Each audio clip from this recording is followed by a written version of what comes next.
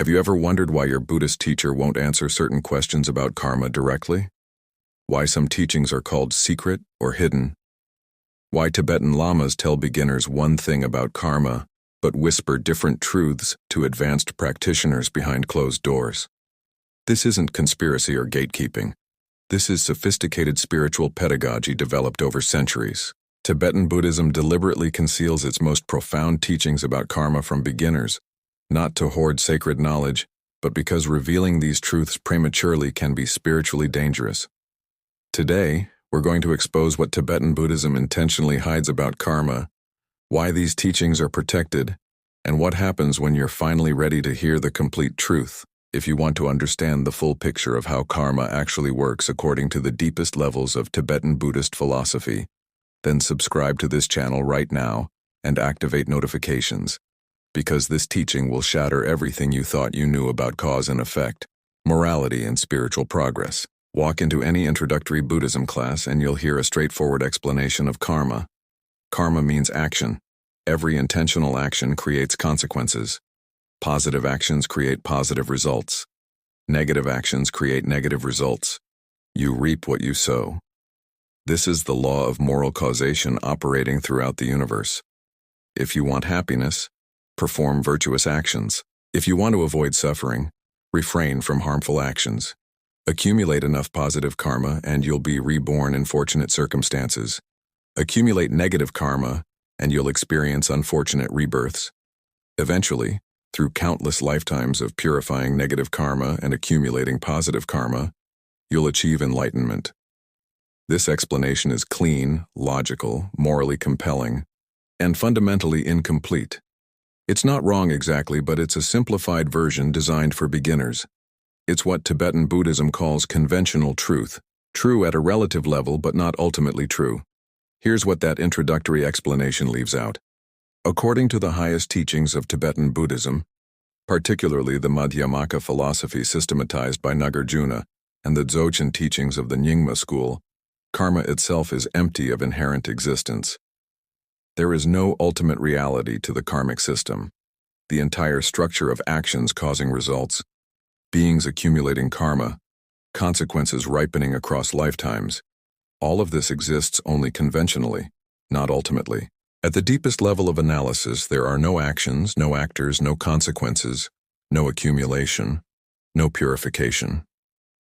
There's only the spontaneous display of emptiness appearing as the conventional world of cause and effect. This is the hidden teaching, the secret that Tibetan Buddhism guards carefully. And if you're thinking this sounds like nihilism, like nothing matters and there are no consequences for actions, then you're beginning to understand why this teaching is kept hidden from beginners. The problem with revealing advanced teachings prematurely is that people misunderstand them in predictable and dangerous ways.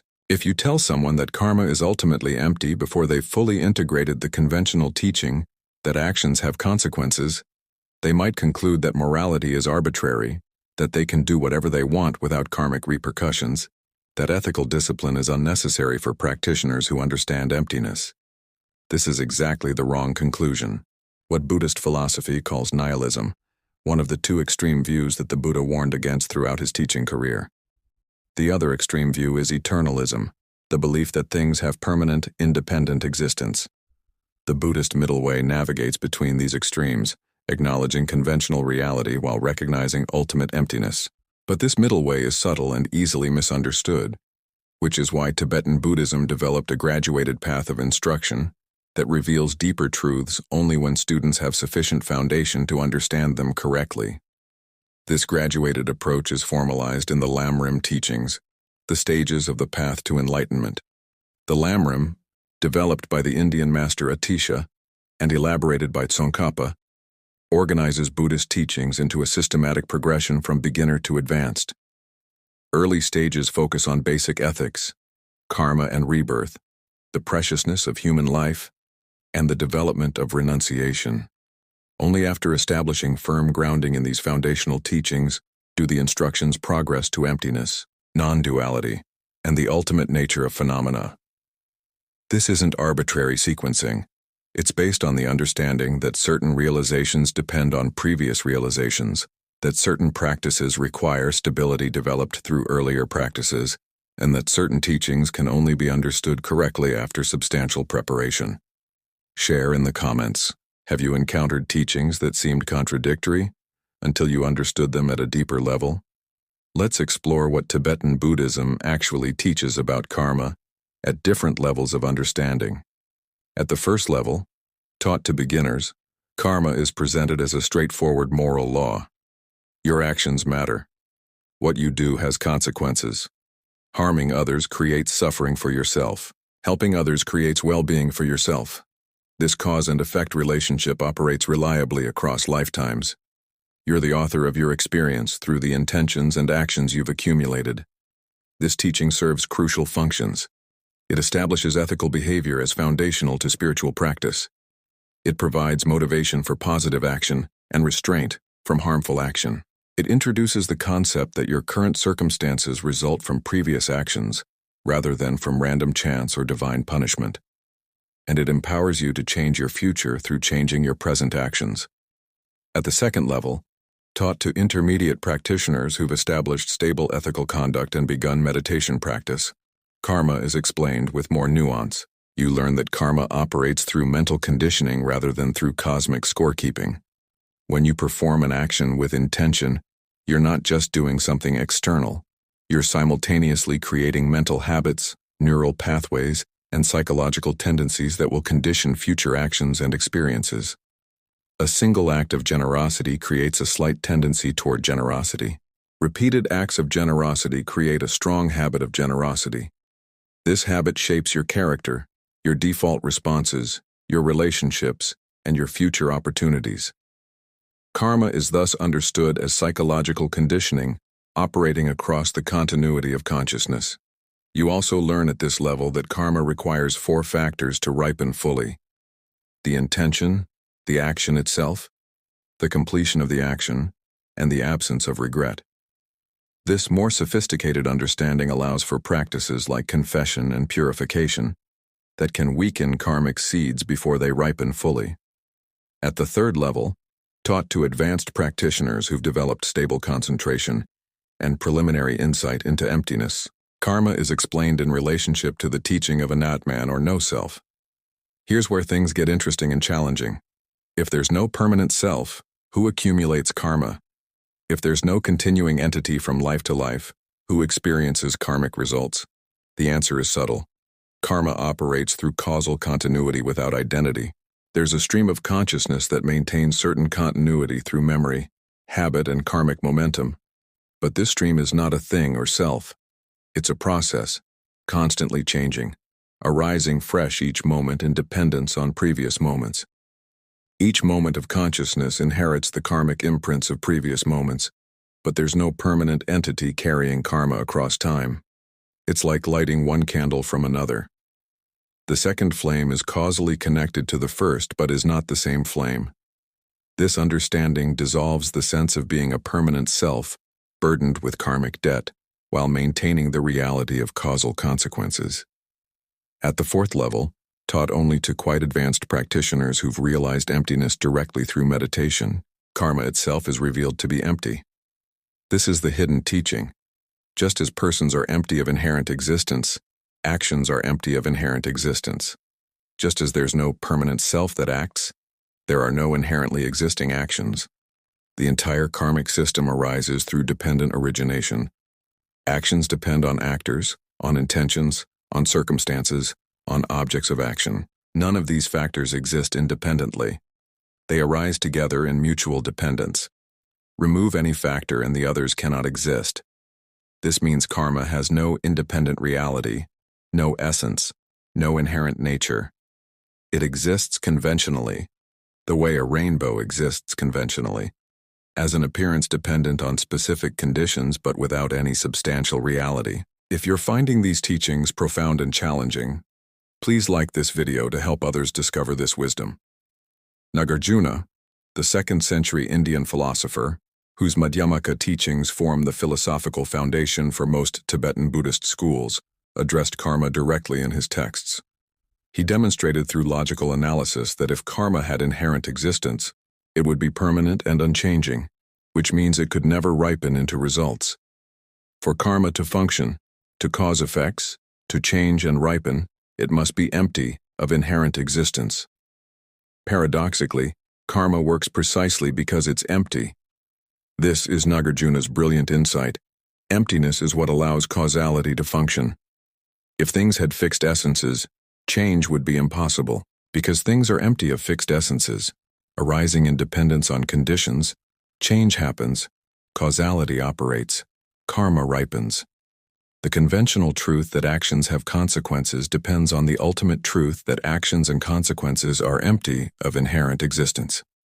This might sound like abstract philosophy, but it has profound practical implications. When you understand karma as empty, several transformations occur in your practice. First, you stop relating to karma as a burden you carry, a cosmic debt that weighs you down. You recognize that the karmic imprints influencing your present experience are not solid things stored somewhere in your consciousness. They're more like habits, patterns, tendencies that arise conditionally and can be worked with skillfully. Second, you gain confidence in the possibility of purification. If karma were inherently existing and permanent, past negative actions would condemn you permanently. But because karma is empty and conditional, it can be purified through practices like confession, regret, commitment to restraint, and application of antidotes. Third, you develop what's called the two accumulations, accumulating merit through virtuous actions while simultaneously accumulating wisdom through recognizing the emptiness of actions, actors, and merit itself. This brings us to one of the most subtle points in Tibetan Buddhist philosophy: the distinction between being bound by karma and being liberated from karma. Ordinary beings are bound by karma. They act out of ignorance, grasping, and aversion, creating karmic momentum that propels them through cycles of rebirth. Their actions, even positive virtuous actions, create karmic seeds that will ripen as future experiences in samsara. But enlightened beings, though they continue to act after enlightenment, are not bound by their actions. They act without the three poisons of ignorance, attachment, and aversion. They act without grasping at results. They act with complete understanding of the emptiness of action, actor, and object. Such actions don't create binding karma. They're called non-accumulating actions. This is why enlightened beings can act in the world, can teach, can help others without creating karma that would bind them to future rebirths. Their actions leave no trace, like writing on water. The goal of Tibetan Buddhist practice is not to accumulate vast amounts of positive karma to ensure better and better rebirths. The goal is to transcend the entire karmic system, to achieve a state beyond karma altogether. This state is called nirvana, often misunderstood as a place but actually referring to the extinction of the mental afflictions that create binding karma. When ignorance, grasping, and aversion are completely eliminated, karma can no longer bind. You're free. This doesn't mean you stop acting. It means your actions arise from wisdom and compassion rather than from affliction, and such actions don't perpetuate the cycle of suffering. This is the ultimate hidden teaching about karma. The point is to get beyond it entirely. But here's the crucial pedagogical point that explains why these teachings are initially hidden. If you tell beginning practitioners that the goal is to transcend karma, they might neglect ethical discipline, thinking it doesn't matter. If you tell them that enlightened beings aren't bound by their actions, they might rationalize harmful behavior, imagining themselves to be beyond conventional morality. If you tell them that karma is ultimately empty, they might conclude that actions don't have consequences. These misunderstandings have occurred throughout Buddhist history whenever advanced teachings were given to unprepared students. Entire movements have arisen based on these misunderstandings. Movements that rejected moral discipline in the name of non-duality, or that engaged in harmful behaviors justified by misunderstood teachings about emptiness. Please share this video with someone ready for these deeper teachings about karma and spiritual development. Tibetan Buddhism learned from these historical mistakes. The solution was to establish clear prerequisites for advanced teachings. You don't teach emptiness until students have stable ethical conduct. You don't teach the ultimate nature of karma until students have integrated the conventional understanding of karmic causation. You don't teach non-dual awareness until students have developed sufficient concentration and insight to avoid nihilistic misinterpretation. This is why Tibetan Buddhism has a system of empowerments, transmissions, and graduated instructions. Certain teachings are given only to students who've completed previous stages of practice and demonstrated the stability and understanding necessary to receive advanced instructions without misunderstanding them. This graduated approach is sometimes criticized as elitist or authoritarian, but it's actually compassionate protection. The criticism assumes that all teachings should be equally available to everyone immediately, that hiding knowledge is inherently wrong. But Tibetan Buddhism operates on a different principle. Some knowledge is dangerous without proper preparation, and offering teachings before students are ready to understand them correctly causes harm rather than benefit. It's like giving someone a sharp surgical scalpel. In the hands of a trained surgeon, it's a healing tool. In the hands of someone untrained, it's likely to cause injury. Advanced teachings about the emptiness of karma are similar. In the context of stable practice and preliminary realization, they're liberating. Without that context, they can lead to ethical collapse and spiritual regression. There's another aspect of why certain karma teachings are hidden. They're experiential rather than conceptual. You can explain intellectually that karma is empty, but this explanation won't liberate you. Liberation comes from direct realization of emptiness through meditation, through seeing directly that all phenomena, including karmic phenomena, lack inherent existence. This seeing cannot be conveyed through words alone. It requires practice, accumulation of insight, and direct experience.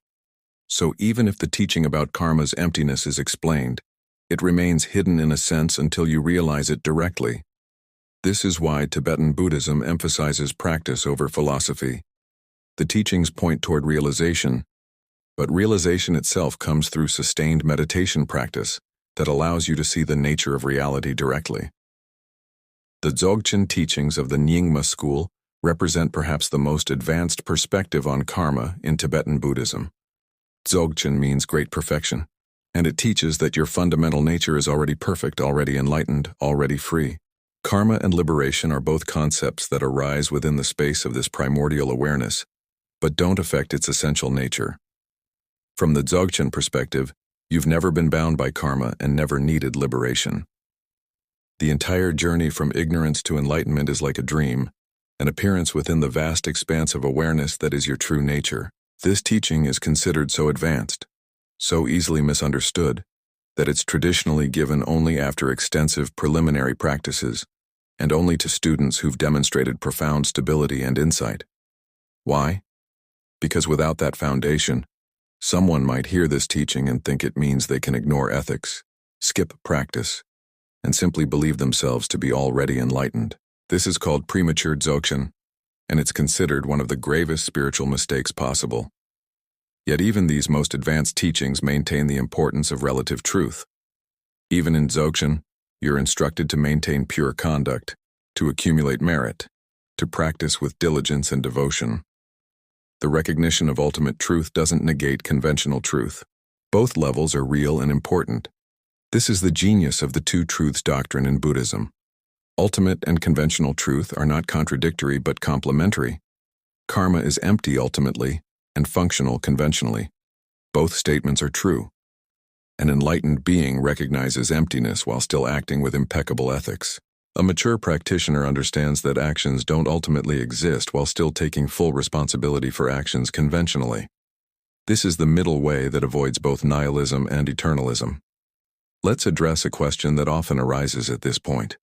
If karma is ultimately empty and the goal is to transcend karma, why emphasize ethics and virtue at all? Why not just focus on realizing emptiness?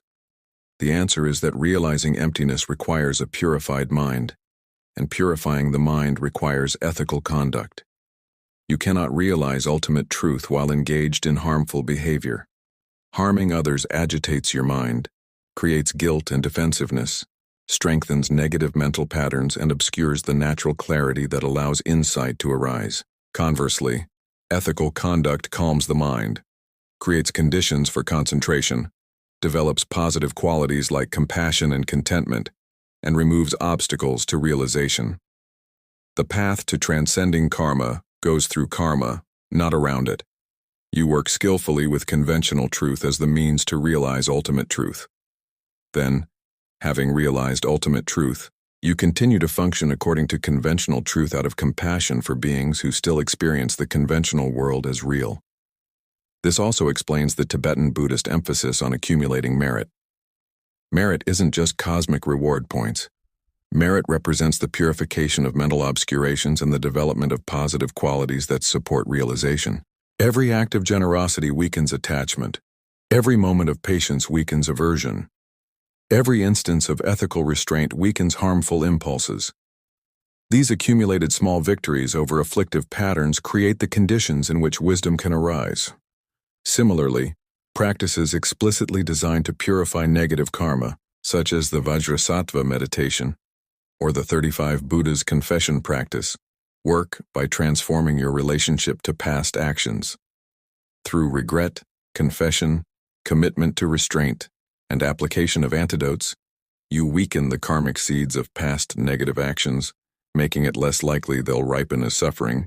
These practices work not because you're erasing cosmic debts, but because you're reconditioning your mind, transforming the psychological patterns that those past actions created. There's one more hidden teaching about karma that needs to be revealed: the teaching about collective karma.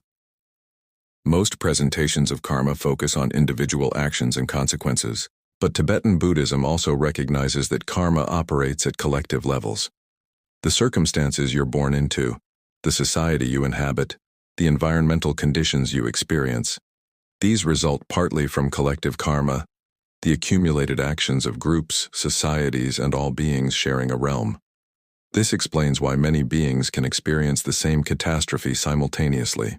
It's not that each individual did something specific to deserve that particular suffering. Rather, beings with certain karmic patterns tend to be born into similar circumstances where those patterns can ripen. This teaching becomes important when people ask why innocents suffer, or why disasters affect entire populations. The answer isn't that those individuals deserve their suffering, but that they shared karmic connections that drew them into shared circumstances. What has this exploration revealed? That Tibetan Buddhism deliberately conceals its deepest teachings about karma, because these teachings can be misunderstood and misapplied by those without proper preparation. The hidden truth is that karma, while functioning reliably at the conventional level, is ultimately empty of inherent existence. The entire karmic system arises through dependent origination and lacks independent reality. The goal isn't to accumulate better karma, but to transcend karma altogether through realizing emptiness while maintaining ethical conduct.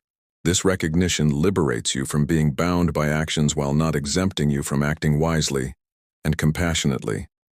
The Two Truths doctrine maintains both the conventional reality of karmic cause and effect, and the ultimate emptiness of all phenomena, including karma itself. This teaching is hidden not from elitism but from compassion, protecting students from premature exposure to truths they're not yet prepared to integrate correctly. The graduated path of Lamrim ensures that foundational understandings are stable before advanced teachings are revealed, preventing the nihilistic misunderstandings that have plagued Buddhism whenever this pedagogical care was abandoned. So where does this leave you as a practitioner? If you're a beginner, take karma seriously at the conventional level. Understand that your actions have consequences. Develop ethical conduct. Purify negative karma through confession and restraint. Accumulate positive karma through generosity, patience, and compassion. Build the foundation. If you're intermediate, deepen your understanding of how karma operates through psychological conditioning. Work with your habitual patterns. Develop concentration and preliminary insight. Study the teachings on emptiness intellectually while continuing to practice diligently. If you're advanced, receive teachings on emptiness from qualified teachers within a proper transmission lineage. Realize emptiness directly through sustained meditation. Recognize the empty nature of karma while maintaining impeccable conduct. And if you're quite advanced, integrate the recognition of emptiness with the continuity of virtuous activity, becoming someone whose actions benefit others without creating binding karma, pointing the way for those still journeying along the path. The teaching that was hidden has now been revealed.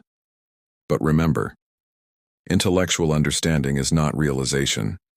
Knowing about the emptiness of karma is not the same as directly seeing it. That seeing comes through practice, through years of meditation, through the accumulation of merit and wisdom, through the guidance of qualified teachers, and through your own sustained effort on the path. May this teaching inspire you to practice with both diligence and wisdom, holding conventional and ultimate truth together, ethics and emptiness inseparable, compassion and insight united. And may you eventually realize directly what words can only point toward: the nature of mind that is beyond karma, beyond suffering, beyond birth and death, yet expresses itself as compassionate activity in the world. What level of teaching about karma resonates with your current understanding? Share your reflections in the comments, and let's support each other in walking this subtle path. If these teachings have opened new dimensions of understanding, subscribe to this channel for more authentic Tibetan Buddhist wisdom that respects both the depth and the pedagogical care of the tradition.